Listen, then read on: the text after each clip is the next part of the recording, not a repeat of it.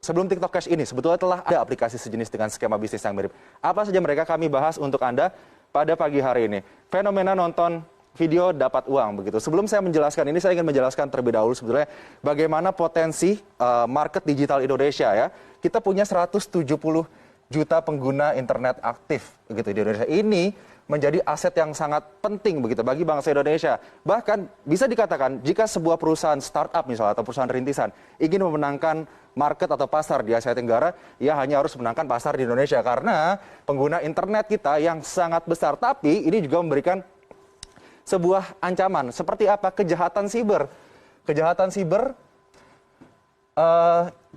bagi para penggunanya yang tidak terliterasi dengan baik terkait dengan keuangan digital. Kalau terkait dengan keuangan digital sendiri, ada yang namanya money game.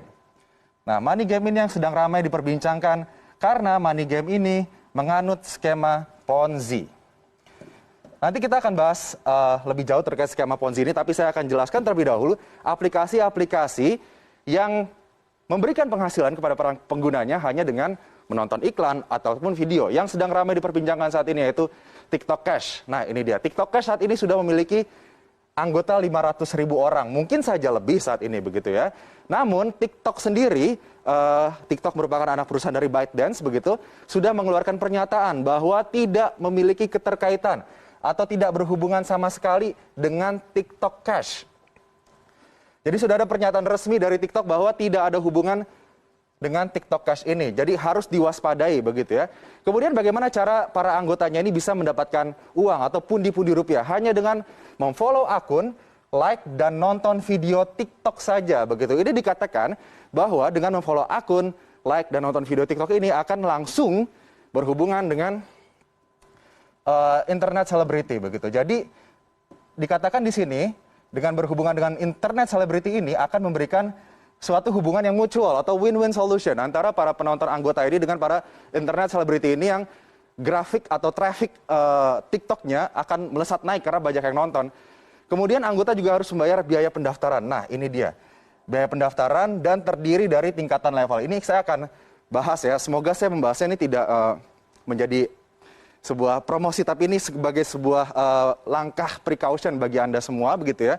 Bahwa ada indikasi yang ditemukan oleh Satgas Waspada Investasi OJK begitu, ada indikasi TikTok Cash ini menganut pola Ponzi yang dilarang oleh pemerintah Indonesia, oleh OJK begitu. Jadi untuk tingkatan levelnya ini sendiri terdiri dari beberapa level, mulai dari magang sampai ke pengawas. Nah, ini levelan-levelan yang bisa diambil oleh para anggota TikTok Cash ini kemudian untuk mendapatkan pundi-pundi yang lebih banyak lagi. Dan jaraknya di sini dari magang sampai ke pengawas, jika ingin naik atau upgrade tingkat harus membayar dengan nominal 89.000 sampai dengan 15 juta rupiah. Nah, nanti kita akan bahas terkait dengan penambahan biaya untuk upgrade ini karena terindikasi Ponzi oleh Satgas Waspada Investasi OJK. Saat ini masih terus diselidiki oleh OJK terkait dengan TikTok Cash ini. Karena kalau nantinya terbukti melakukan skema Ponzi ini pasti akan merugikan para anggotanya yang sudah menginvestasikan uang cukup besar begitu untuk TikTok Cash. Sebelum TikTok Cash sebetulnya sudah ada aplikasi serupa begitu yang menerapkan skema ini dan sudah dinyatakan dilarang atau ilegal ya. OJK sudah menyatakan bahwa VTube ini adalah aplikasi yang ilegal atau dilarang untuk ditransaksikan atau digunakan di Indonesia. Ternyata VTube ini sudah di-download lebih dari 10 juta kali di Play Store. Kemudian dia juga sistemnya untuk mendapatkan uang adalah memberikan poin penghasilan bagi anggota. Kemudian diperbolehkan transaksi jual beli poin antara anggota. Mendapatkan referral poin jika berhasil membawa anggota baru. Jadi kalau misalnya Anda berhasil skemanya seperti member get member gitu ya. Jika Anda membawa member baru kepada VTube ini, Anda akan mendapatkan poin dan kemudian poin itu nanti akan bisa dirupiahkan ataupun nanti dirupiahkan karena satu koin VTube ini senilai $1 atau sekitar 14.000 rupiah begitu ya.